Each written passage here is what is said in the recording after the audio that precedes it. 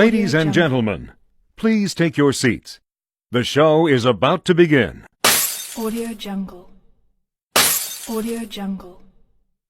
Audio Jungle. Audio Jungle. Audio Jungle.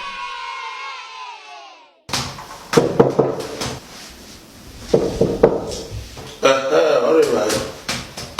Lawa.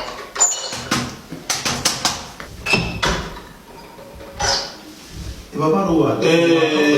Koyo. Domo sa. Obeba. Domo no wa. Koyo. Domo. Be ya be ya. Yes, ti. Ti we si e le. Omo ta ki abi ki apo. Tuta. Yes. Koyo. Domo sa. Gba ni ya ti we. Wa mi otanani ni ga ku e kun. Otanani kere. Oh, tani. Ni wo give ejeme wahala bi ku ewodo. Ke we be o tore ba we. Mo sa. O ti no na tore ni ga te we ni gie we no ari ele kin ale we. O ise. You will see by yourself. Bogaire. Rodoni, he got you off 1 week. 1 week, he can't be winner. The reason when we're a weapon on Nigeria, a Igwe, the car bomb, you know, everything got the okay. You understand me? You know, your thermic airport, I will know what to do. With all those companies, no man can deliver here back when just this time hour. You understand me? Then my thing here where I trust you that everything will be okay before I come. You understand me? Ultimately, no baby dinner where you be more young. Now do me a work at the I'll feel table no way over you. No leo no wagoma baba. Give off it in Nigeria no will or one more get your pound baby Caribbean with the woman. That's why I want to spend a week with him. You understand me? So they spend a week in him. Then I tell you week in him or coordinated by before I came out of Iowa.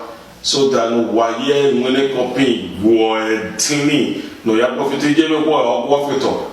Or feel to get it little down for one like my body over your take time. Of you to what we never buy with what you didn't feel to us what the Caribbean Mammy Lily. In a way, we don't do that yet. How can you kill an animal like that? Of my what you told no, over the Carabal, you take time. You understand me? Yes, Zebe wisdom, man. He had over one. And then one thing I got a mobile field table, no way we need negari room.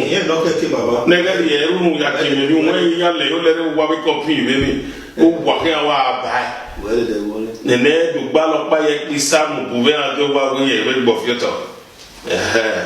Oh, West. I hear me, Renos up by your side. Because we try to know when you may move over here, but soon you understand me. Koyo, Koyo, no problem. West, I don't say. That's why I need a more young. We have taken anything, no be built there. Why did I? Koyo, no, Beba, Jonathan, 2 young men. Okay, why I go ahead? Or maybe I read your wow.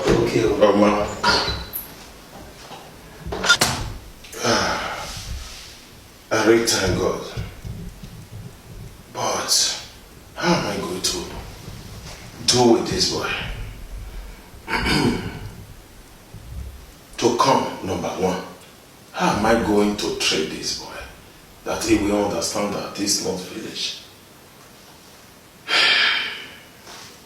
I know that God will take control. By the time I spend a week with him, I will take her to Fabrica. From there, in world, Fabrica like beg go need barefoot. I'm going to hear guzo. Oh, I'm not going. This euro for you. I'm not going one. You may put man allow you. All your work, you're better taking the wiki. Only a life and go. Or in your faith or yourself, that's what I will do. Or I have been a delay. Yeah, I carry you on the street. I came here, oh boy, you can amigo. Well, no problem. Here we are good. Let me go to the airport now.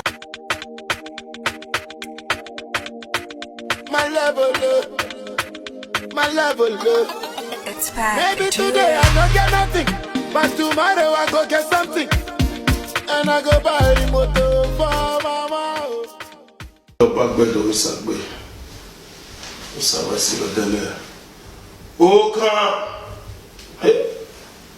Ọ̀yàn kwa wòtọ̀rọ̀ yà ọ̀ wíwá yìí ó kàn rẹ̀bà náà. Oh, brother. Oh, come the slave boy. Ati, man. Ó kàn the slave boy. Come the slave boy. Tó tà bá ọ̀dẹ̀ ẹ̀yàwó dòmí gbé wòtọ́. Gẹ̀gẹ̀ ó gàdé náà west múnà lẹ́sìn. But then my wife, we take me, you do what you can't do, Motier, but you give me now, I want to come. Oh, can't the slave boy. Ó mẹ́rin. We are the Kóyọ̀. don't Ọ̀nà ìwébò, àmì ẹgbẹ́ bọ̀, ọ̀nà àmì ẹdí ọ. I need your money out of yoga. Wọ́n ní ọ̀nà ìbò na àìdẹ̀nà yọ̀gbà bọ̀. Why won't we know? You come to do it. But I will not say that. I will not have it. I only know how it's here where nearly booted. No, we are part of your son. Oh, But that's it, mommy. You will got to go with Barry, but me now, I'll do it after I was so. Crossing my mom, she have a minambi. Have you me a girl woman? I'm very good. The reason you go at you were Uria we bonana. Okay, can you dig man? No, La wo, Gassimo, well at you. Don't go when he must see that. Only mammy walk women. No, c'est point là, et only one kind. Essimo, well at you. Na one kind. Only na me, unyime. No ga nyibe, igwe budo, agwaye kurnyom budo. Inyagwe ofioto no magwe gbe. Unya owele luvu. Budo ni oni de do do ma. But I don't know. I feel to me, maybe I catch up your day with the marathon of Bad Africa. Uwe igbe mokana. But I think Boka, una ta ma fit on radio ati akon agbo fit on radio Uwe igbe mokana. but I go kan Reason ni go bo wode. Ofioto ni le ma. Inya go ma ba. ani ye ma ti akon Una mo pa wodo ngan yo because ije ta ma me wa ko ofioto. Be go wodo wa go pa le lo wa ka wa yo bo go le oje ko wa yo kimi tún ẹ pàá fẹ́tọ́ ẹwà sáwọn bọ́ sáwọn wẹ́wà ìdúwà rẹ̀ mú dúwẹ̀ náà. ma je go wala go go fit ya le yo ani de ma ya le yo ya le yo wa Ẹ̀mẹ́ ni ó ní ìwò ẹ̀gùn ọba bẹ́ẹ̀ká lọ fẹ́tọ̀ wo ìyá kanjú kan rí gẹ́gbẹ́ wà bẹ̀rù ní sẹ́rẹ̀ fíáwà wà ìtì ẹ̀bọ́ ní nọ́ọ̀sẹ̀ wà bẹ̀rù ní dúwẹ̀ náà yọ. That is the reason ìgbò tí wọ́n ní ìbò dé mẹ́ẹ̀ẹ́nù ẹ̀. wa be te bo de ra wo no gbe wo Ẹgbẹ́ wà ẹgbẹ́ òye dúwẹ̀ gan. agbo police wo ma wo Wà ẹgbẹ́ polisi ẹgbẹ́ tẹ̀bi tẹ̀ wà wá dò ani police ke gan polisi kẹ̀kẹ́ wà dò. e constable we wo Ó wá dò ẹgbẹ́ tẹ̀bi tẹ̀ àgùn ọmọ ẹ̀ ọ̀yàn fò. e ma je go wa ye ki kan ta ga yo ya Ẹ̀yìn kan bọ̀ tàbí sẹ́rẹ̀ ni wáyé wéwì àyà. Ìyàwó ìyàwó wa wẹ̀ mí gan kàkà bọ̀bọ̀ tí wọ́n ní ká múri ayé dàgbọ̀n wọn. Wọ́n yọ dá mi bọ̀bọ̀ tẹ́mẹ́ ni yóò ní tàmà wọn. Ilé ọ̀rẹ́ wò náà ikú ẹ̀gbọ́n wọn ni. Oda mo be go ya me police oga avio yi. Polisi àbá ni ọba wo kọ́ ni ẹ̀wẹ̀. Ye ki kan ta kan. Police ate bo ji lo. Police ate Ẹ̀mẹ́ bo ni ji ikú lo. ẹ̀gbọ́n. Eyan To seize noise. Ni yan boda gbu ila o. Ẹ̀mẹ́ ni ikú ẹ̀gbọ́n is that. Èmi náà yà fẹ́fẹ́ ni ikú ẹ̀gbọ́n náà. de bog ba da ko ba le go tu e nta bi tema a be lo ma be go na won bo no afia no wa gbe be gan Ude. I want with 10 years and 10 years in the young one at the Okan. But that type of what kind of slave boy? Kind of slave boy. I will not get a slave. I know you will not. What do we not open a slave in the back? I know you're slave boy. Slave boy. You will need to work on a more. And if we're going to have water, Slave boy. of my Uarako, can I say? But that they been you some other taking eh. If you are there, we are there. Wow, you can maybe get on. I mean, no one can kill you, got it. No more. I'm guessing up your body, but Oh, you got on maybe now. yeah, that's one. Yeah, man. Only my way, dear. Yeah, no, never feel my. But I will book it. Very high. I want for my was at 20. But I don't know. But I'm good. We are Casa. Well, my film, I sang on my webo because I knew the webo or look at woman,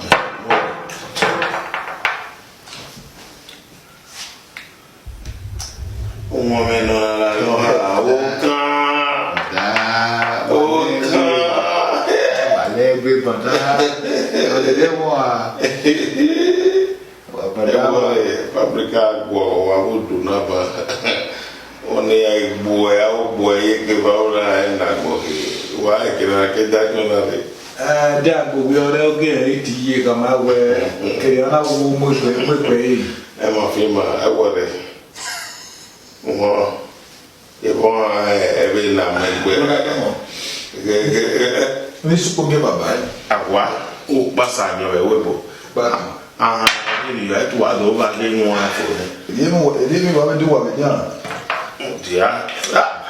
The point I'm only of you, Granny. And they were not about what they. But I will do well. They're not about what but I'm a family, I know now I'll take him my 3 days. But yeah, My on what? my way. My brother, they look at what you can have any one more. That's a wiki woman, one of them, I can't go out where you will be over. We are the kid. We are here now. We are mad. What you must say? La you, automatic see you. Even what you know, what must anybody work what give me. Career will now, career will now. Okay, when someone to work in your one. Movie, but you just see you now. Anyway, he said that they were there with both. When may I say open? Well, we are you are the real. Hey, ma. The women were say, I join you, they are the guy. Yeah, I will be the woman. Agreement where we have me about him, and when I want to one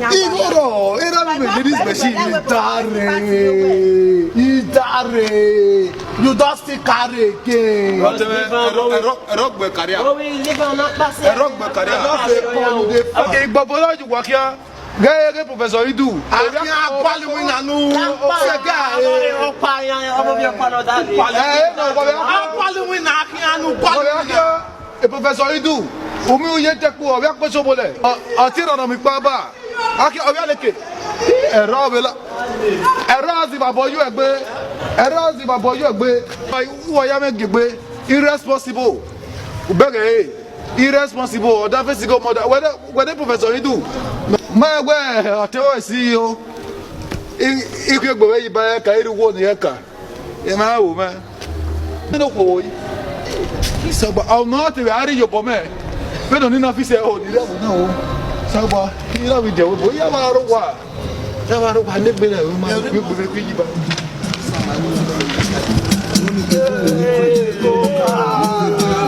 I don't see that level.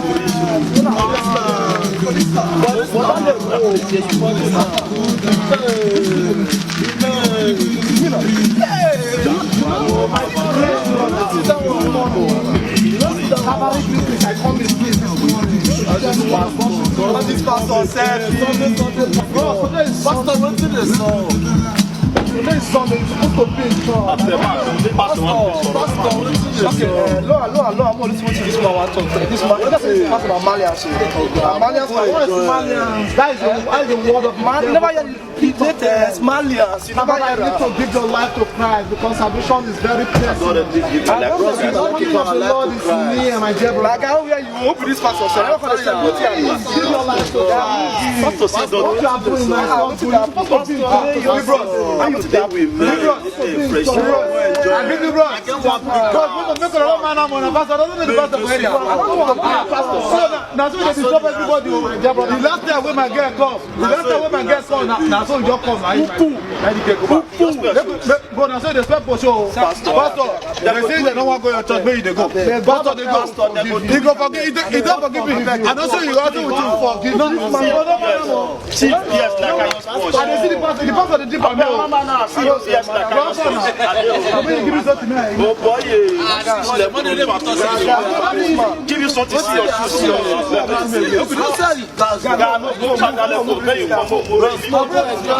Come on, bro, don't be saying with the pastor. Now go.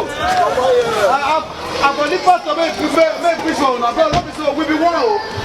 We don't be one. You know, bro. I wish I know. For let pastor preach for Nana. You also need that gay. You also need that gay. I for let pastor preach for you. John 3:16. Una carry motor na drive pass. You see the pastor say that one not even get help. But I mean, I can't be one day.